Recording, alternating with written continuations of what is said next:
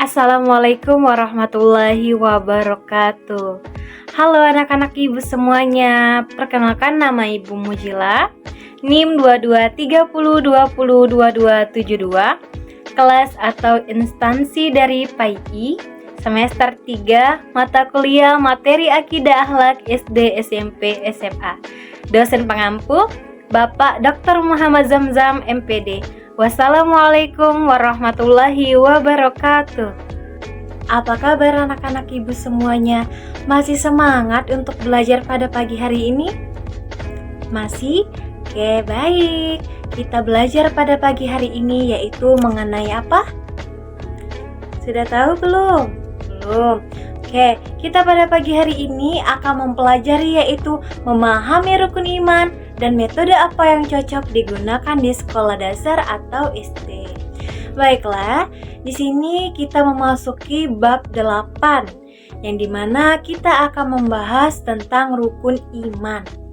Apa saja sih yang akan kita jelaskan? Yang pertama yaitu pengertian rukun dan juga iman. Yang kedua, jenis-jenis rukun iman. Yang ketiga, metode apa yang cocok digunakan dalam mempelajari rukun iman tersebut.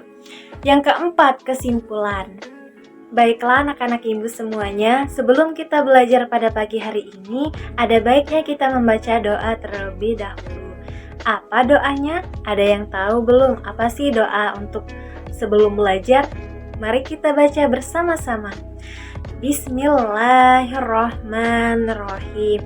Raditu billahi rabbah wabil islami dina wabi muhammadi nabiyya wa rasulullah.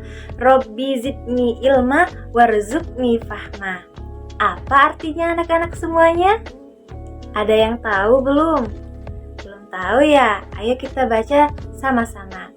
Kami ridho bahwa Allah Subhanahu wa Ta'ala sebagai Tuhanku, Islam sebagai agamaku, serta Nabi Muhammad SAW sebagai Rasul dan juga Nabi. Ya Allah, tambahkanlah terhadapku ilmu, serta berikanlah ilmu tersebut sebagai pengertian yang baik. Amin. Baiklah, selanjutnya yaitu ibu akan menjelaskan apa sih itu pengertian dari iman, yang dimana bahwa rukun artinya dasar ataupun pondasi, yang dimana iman artinya percaya dan juga yakin. Jika digabungkan maka rukun dan iman adalah dasar kepercayaan umat Islam. Makanya dari itu setiap muslim wajib meyakini adanya rukun iman. Jadi anak-anak ibu juga wajib meyakini bahwa adanya rukun iman tersebut. Baiklah, selanjutnya yaitu kita akan menjelaskan rukun iman itu harus dipercayai dalam hati, diucapkan dengan lisan, dan juga dibuktikan dengan perbuatan. Mengapa dijelaskan seperti itu? Bisa kita baca anak-anak semuanya di dalam hadis bahwa dikatakan A'udzubillahi minasyaitonirrajim. Bismillahirrahmanirrahim. Al-imanu ma'rifatun bil qalbi wa qawlu bilisani wa ahmalun bi arkani. Yang dimana bahwa iman adalah mengetahui dengan hati, mengucapkan dengan lisan, dan mengamalkan dengan anggota badan. Riwayat dari Ibnu Majah. Rukun iman ada berapa nih? Ada yang tahu nggak? Nggak tahu? Oke, rukun iman yaitu terbagi menjadi 6. Yang pertama, iman kepada Allah Subhanahu wa Ta'ala. Yang kedua, iman kepada malaikat. Yang ketiga, iman kepada kitab Allah. Yang keempat, iman kepada nabi dan rasul. Yang kelima, iman kepada hari kiamat. Yang keenam, iman kepada qada dan qadar. Iman kepada Allah adalah rukun iman yang pertama, yaitu Beriman berarti percaya bahwa Allah Subhanahu wa Ta'ala itu ada. Percaya juga bahwa Allah lah yang menciptakan seluruh alam semesta ini, yang menciptakan tumbuh-tumbuhan, hewan, dan juga manusia. Dan percaya juga bahwa Allah Subhanahu wa Ta'ala yang maha mengetahui, maha melihat, dan maha segalanya. Baiklah anak-anak, selanjutnya yaitu Ibu akan menjelaskan kepada anak-anak semuanya beberapa cara beriman kepada Allah. Yang pertama yaitu meyakini bahwa Allah lah yang menciptakan, menguasai, dan mengatur alam semesta. Yang kedua yaitu mengimani nama dan sifat Allah. Ada berapa anak-anak? Betul, ada 20. Mari kita sebutkan sebagiannya saja. Yang pertama yaitu wujud. Artinya apa anak-anak? Betul, ada. Yang kedua yaitu qidam, yang artinya terdahulu. Yang ketiga yaitu baqo, artinya kekal. Yang keempat yaitu mukhalawatul lil hawadis, yang artinya tidak sama dengan makhluk. Yang kelima yaitu wahdaniyah, yang artinya esa atau tunggal. Yang keenam, qiyamul binafsi, yang artinya tidak berhajat. Yang ketujuh yaitu kudrat, yang artinya kuasa. Yang kedelapan yaitu iradat, yang artinya berkehendak. Yang kesembilan yaitu ilmu, betul, artinya mengetahui. Yang kesepuluh yaitu hayat, artinya hidup, betul sekali. Selanjutnya yaitu yang ketiga yaitu menjalankan perintahnya dan menjauhi larangannya. Allah Subhanahu wa Ta'ala telah memerintahkan kepada kita anak-anak bahwa menjalankan perintahnya yaitu menjalankan sholat 5 waktu, membayar zakat, membayar infak, dan juga bagaimana cara kita untuk menjauhi larangannya. Larangan ini yang tidak boleh kita lakukan karena akan mendapatkan dosa yang sangat besar. Baiklah anak-anak ibu, selanjutnya yaitu rukun iman yang kedua, iman kepada malaikat.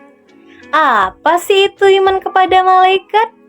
Ayo kita bahas, yaitu malaikat mengajarkan sifat-sifatnya. Apa sih Bu sifat-sifat malaikat? Yang pertama, malaikat tersebut tidak nafsu layaknya manusia. Yang kedua, tidak makan dan minum. Yang ketiga, malaikat tidak tidur. Malahan, malaikat selalu mematuhi perintah Allah Subhanahu wa Ta'ala. Malaikat ini terbagi menjadi 10. Yang pertama, ada malaikat Jibril yang tugasnya menyampaikan wahyu. Yang kedua, ada malaikat Mikail yang tugasnya membagi rezeki.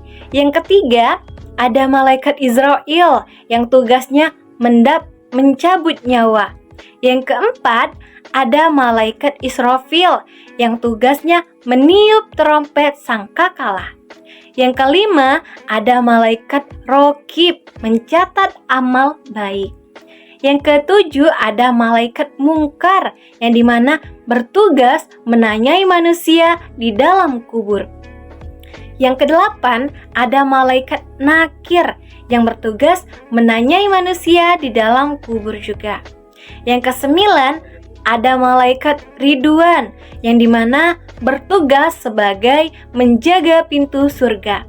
Yang terakhir yaitu ada malaikat Malik yang mempunyai tugas menjaga pintu neraka.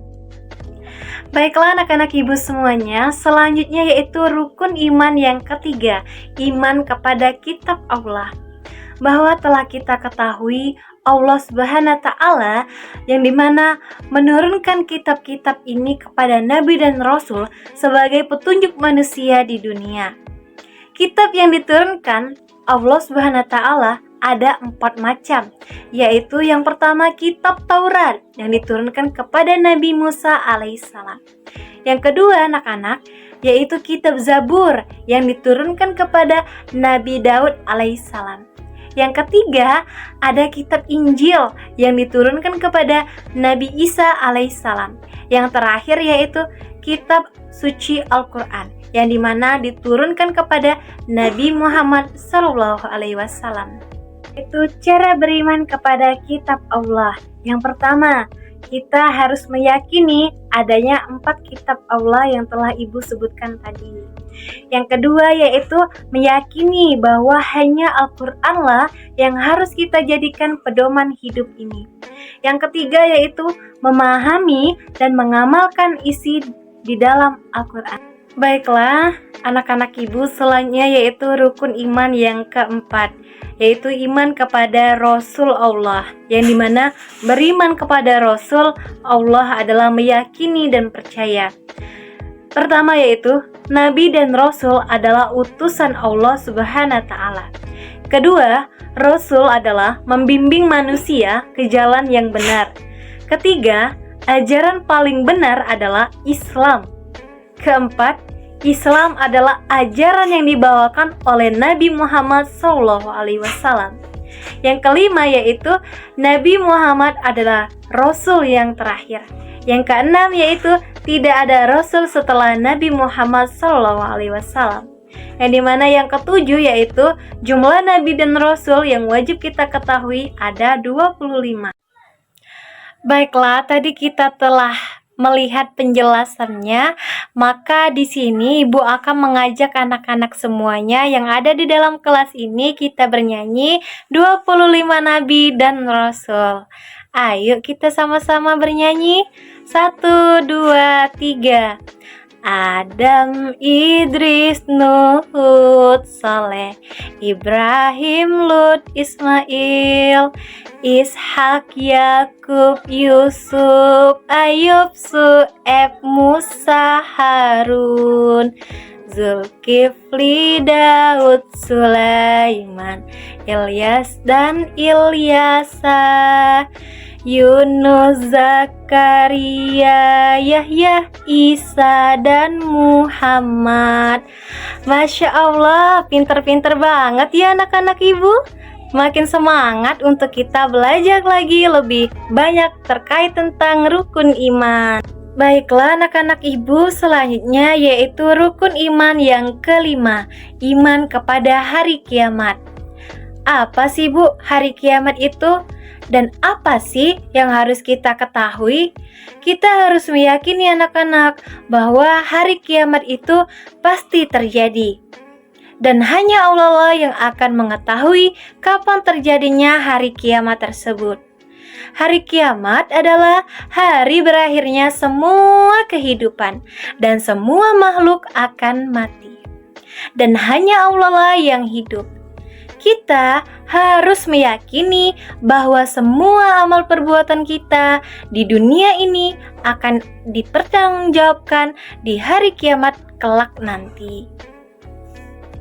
Baiklah anak-anak Ibu, rukun iman yang terakhir yaitu iman kepada takdir. Iman kepada takdir ini disebut sebagai qada atau qadar, yang dimana bahwa takdir berarti ketentuan Allah. Kita harus meyakini dengan sepenuh hati adanya ketentuan Allah yang berlaku bagi semua makhluk hidup.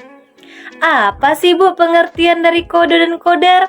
Qada adalah ketentuan Allah tentang makhluknya sebelum dilahirkan di dunia hingga ia meninggal.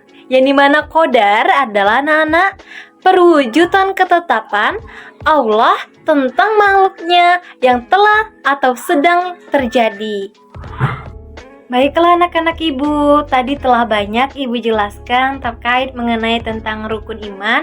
Rukun iman ada 6, yang dimana Ibu akan menjelaskan kepada anak-anak semuanya hikmah meyakini rukun iman. Yang pertama, menambahkan ketaatan kepada Allah Subhanahu wa Ta'ala. Yang kedua, mendapatkan bimbingan dan juga keberkahan. Yang ketiga, diampuni dosanya oleh Allah Subhanahu wa Ta'ala. Yang keempat, mendapatkan pahala dan ridhonya. Yang kelima, menambah rasa syukur. Yang keenam, mendapatkan keberkahan dalam hidup. Baiklah, di sini saya akan menjelaskan metode yang cocok digunakan ketika menjelaskan materi tentang rukun iman pada jenjang anak sekolah dasar atau SD. Baiklah, metode yang pertama yaitu yang saya gunakan metode ceramah, yang dimana metode ceramah ini untuk memperkenalkan suatu konsep-konsep rukun iman, yang dimana juga di dalam metode ini pendidik memberikan suatu penjelasan berupa menggunakan media pembelajaran atau media gambaran. Yang kedua, saya menggunakan metode role play, yang dimana ini bisa digunakan atau cocok juga untuk menjelaskan dan juga memahami bagaimana rukun iman ini diterapkan oleh anak-anak, diaktualisasikan di dalam kehidupan mereka masing-masing. Yang ketiga yaitu saya menggunakan metode pemberian tugas, yang dimana bisa digunakan siswa tersebut untuk menerapkan kreativitasnya dan di dalam kehidupan mereka sehari-hari. Dan juga contohnya bisa anak-anak membuat pohon-pohonan di sini terkait tentang rukun iman. Dan juga anak-anak bisa menggunakan media-media gambaran atau lukisan. Halo anak-anak ibu, baiklah tadi telah banyak nih ibu jelaskan kepada anak-anak ibu terkait mengenai tentang apa sih itu pengertian dari rukun iman, apa saja jenis-jenis dari rukun iman, metode apa yang cocok untuk mempelajari rukun iman untuk jenjang SD, dan juga apa sih hikmahnya mempelajari tentang rukun iman tersebut. Yang pertama kesimpulannya bahwa rukun iman membuat keyakinan yang sangat fundamental tentang ketuhanan, malaikat, kitab suci, nabi dan rasul, hari akhir, serta kodo dan qadar. Yang kedua, di dalam kita mempelajari rukun iman tersebut bisa memahami keyakinan dan juga dasar yang dianut untuk memperkuat iman dan ketakwaan kita kepada Allah Subhanahu wa taala. Yang ketiga, kesimpulannya, dalam mempelajari rukun iman tersebut di anak usia sekolah dasar atau SD akan lebih mengetahui tentang keyakinan dasar di dalam agama Islam, dan ia juga mampu mempraktikkan ini bagaimana nilai-nilai Islam di dalam kehidupannya sehari-hari. Baiklah anak-anak ibu semuanya, sebelum kita meninggalkan ruangan kelas ini, ada baiknya kita membaca doa sesudah belajar. Ada yang bisa doa sesudah belajar anak-anak ibu? Ayo kita baca bersama-sama. Bismillahirrahmanirrahim.